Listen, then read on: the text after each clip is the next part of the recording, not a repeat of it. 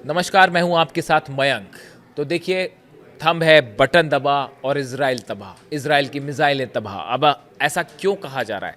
हाल ही में हमने देखा था कि इजराइल ने अपना पेट्रियट सिस्टम जो है वो यूक्रेन को दिया, जिसके बाद पुतिन का खासा गुस्सा दिखाई दिया इजराइल को लेकर, क्योंकि रूस और यूक्रेन युद्ध में बड़ा अहम है। मिसाइल का जो वॉरफेयर है ये बड़ा गेम चेंजर साबित हो रहा है। और अब जो है पेट्रियट मिसाइल सिस्टम जिस तरह से इजराइल ने प्रोवाइड किया यूक्रेन को, हालांकि वो अमेरिका की तरफ से भी प्रोवाइड किया जा चुका है। पेट्रियट एक मिसाइल डिफेंस सिस्टम है जिससे रूसी मिसाइलों को, जब हमला रूस करता है मिसाइलों को, तो उनको रोकने का काम करता है ये पेट्रियट मिसाइल।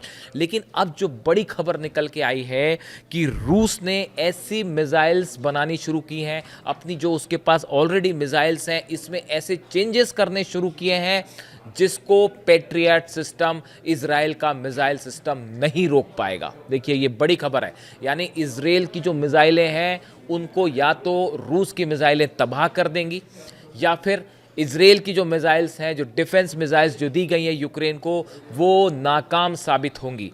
अब ये जो क्या चेंजेस हैं मिसाइलों में और ये क्या पूरा मैटर है, इसको बारीकी से समझना होगा।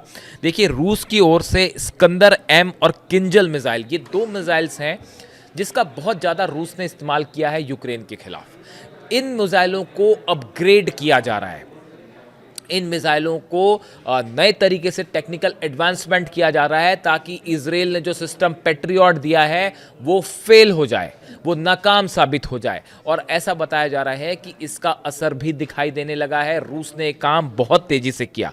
अब इसकी खास बात क्या है? ये जो रूस ने चेंज किया है, इसकी खास बात क्या है? देखिए, ये मिसाइल्स में जो चेंज हुए हैं, स्कंदर एम और किंजल मिसाइल में बताया जाता है कि रूस ने ऐसी मिसाइल्स पर काम करना शुरू किया है तेजी से जो अपना रास्ता बदल देती हैं, जो टारगेट पर जाते जाते अगर सामने से कोई डिफेंस मिसाइल फायर हुई, मान लीजिए रूस ने कोई मिसाइल फायर की और उसे रोकने के लिए इजराइल ने जो पेट्रियट सिस्टम दिया है, यूक्रेन ने वो मिसाइल, डिफेंस मिसाइल फायर की, तो रूस की मिसाइल अपना रास्ता बदल देगी और उसको डॉज करते हुए वो यूक्रेन के ठिकाने पर गिर जाएगी।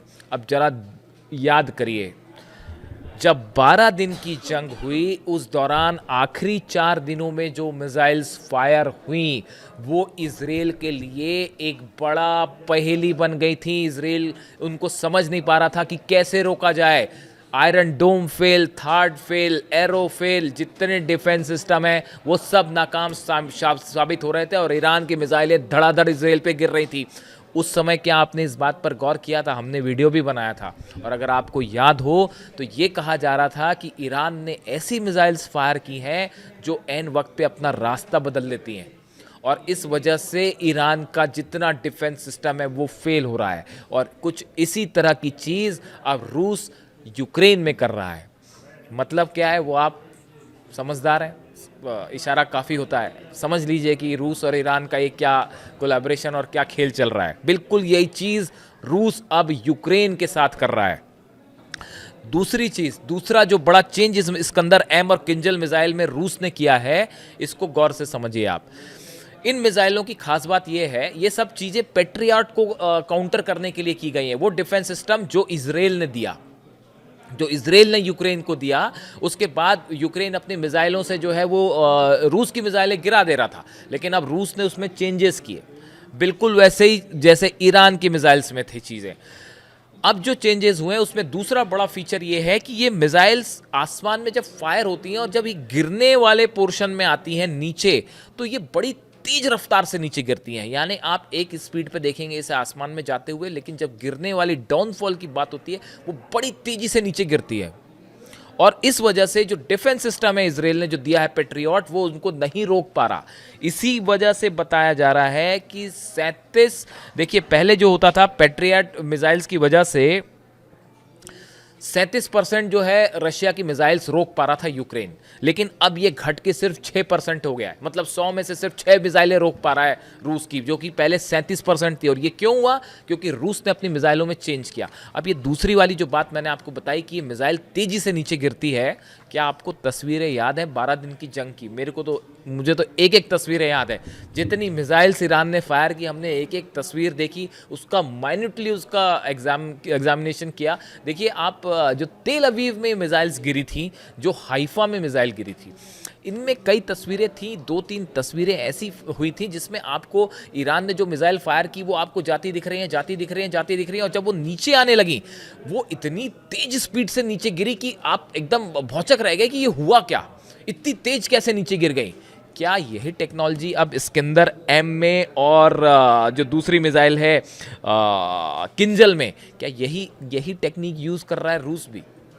बड़ा सवाल है, ये बड़ी समझने वाली चीज़ है। देखिए बड़ी सारी चीज़ों का अनाउंसमेंट नहीं होता, कोई खबरों का ऐसा सोर्स नहीं आता जिसका अनाउंसमेंट नहीं होता। आपको मिडिल ईस्ट और रूस यूक्रेन, जब आप वॉर कवरिंग करते हैं तो आपको हर चीज़ पे नज़र रखनी पड़ती है कि ईरान ने जो मिसाइल्स फायर की, वो मिसाइल्स किस रेंज की थी, उनका पाथ कैसा था, कितने दिनों में कौन सी मिसाइल्स फायर हुई, कितना डिस्ट्रक्शन हुआ, उनकी क्या स्पीड थी, तस्वीरें क्या बताती हैं। जब आप इसको एनालाइज करते हैं तब आप दो चीज़ों को कोरिलेट कर पाते हैं। जहाँ तक मैं समझ पा रहा हूँ या कुछ एक्सपर्ट्स इस बात को मानते हैं कि तो 12 दिन की जंग में आखिरी के 3 से 4 दिन में जो ईरान की मिसाइलों ने तबाही मचाई इजराइल में, वो बड़ी भयंकर तबाही थी। और इसको तो लेके डोनाल्ड ट्रंप ने भी ये बात कही थी कि मिसाइलों को गिरते हुए हमने देखा, यानी पूरी दुनिया देख रही थी वो उन मिसाइलों की ताकत। अब देखिए ये जो रूस कर रहा है, रूस के पास लॉन्ग रेंज बैलिस्टिक मिसाइल्स बहुत सारी हैं, वो उसमें कोई शक नहीं है। रूस की मिसाइलों का कोई मुकाबला नहीं, कोई तोड़ नहीं। ईरान से बहुत बेहतर मिसाइलें हैं रूस के पास। लेकिन जो ये शॉर्ट रेंज वाली मिसाइल्स की बात हो रही है, इसमें जो टेक्नोलॉजी आई, रास्ता बदलने वाली मिसाइल, आपने देखा वो, आप अभी सर्च करिए, आपको उस 12 दिनों की जंग की आप सर्च करिए ईरान की रास्ता बदलने वाली मिसाइलें, वो आपको उस समय का चीज़ें मिल जाएंगी। आपको ये भी मिल जाएगा कि कैसे क्लस्टर बम्स लगे थे ईरान की मिसाइल में आखिरी दिनों में। तस्वीरें आप देखिए, अगर आपको याद नहीं है तो आप खोल के देख लीजिए पुराने वीडियोस, जो ईरान की मिसाइल्स थी वो कैसे आखिरी के 3 दिनों में बड़ी रफ्तार के साथ नीचे गिरती थी। यही चेंजेस अब रूस ने अपनी मिसाइल्स में किए हैं इजराइल के पेट्रियट सिस्टम को रोकने के लिए, जिसका नतीजा ये है कि यूक्रेन के लिए रूस की मिसाइलें रोकना मुश्किल हो गया है, और जो 37% मिसाइल रोक रहा था वो घट के सिर्फ 6% हो गया है। ये है ईरान और रूस की मिसाइलों का जलवा। यानी एक बार बटन दब जाए तो उसके बाद सामने वाले देश के लिए मिसाइलों को रोकना बहुत मुश्किल है। अगर मिसाइल की बटन रूस ने दबा दी तो वो फिर गिर के रहेगी, बटन अगर ईरान ने दबा दी तो वो तेल अवीव और हाइफा पे गिर के रहेगी, रोकना मुश्किल हो जाएगा डिफेंस सिस्टम के लिए। देखिए पहले भी इस तरह की खबरें आई कि रूस और ईरान के बीच बड़ा मिसाइल कोऑपरेशन है। खबरें आई कि नॉर्थ कोरिया और ईरान के बीच में बड़ा मिसाइल कोऑपरेशन है। खबरें आई कि चीन और ईरान के बीच में बड़ा मिसाइल कोऑपरेशन है। जो मिसाइल का सॉलिड फ्यूल है वो चीन प्रोवाइड कर रहा है। इस तरह की भी खबरें हैं। देखिए ये जो सब चीज़ें हैं, ये इसमें कोई शक नहीं है कि ईरान से अगर फिर से युद्ध होता है, और जिसकी आहट अब सुनाई देने लग गई है, उसकी तैयारी में जुट चुका है ईरान बहुत ही तेज रफ्तार के साथ, ताकि अगर अगला हमला होता है तो पिछली बार के मुकाबले और माकूल जवाब दिया जाए।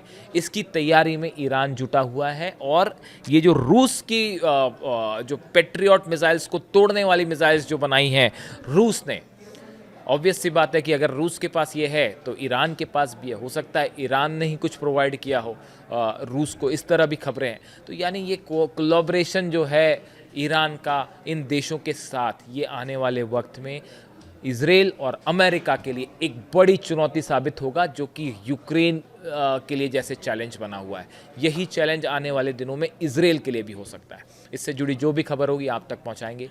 Thank you so much.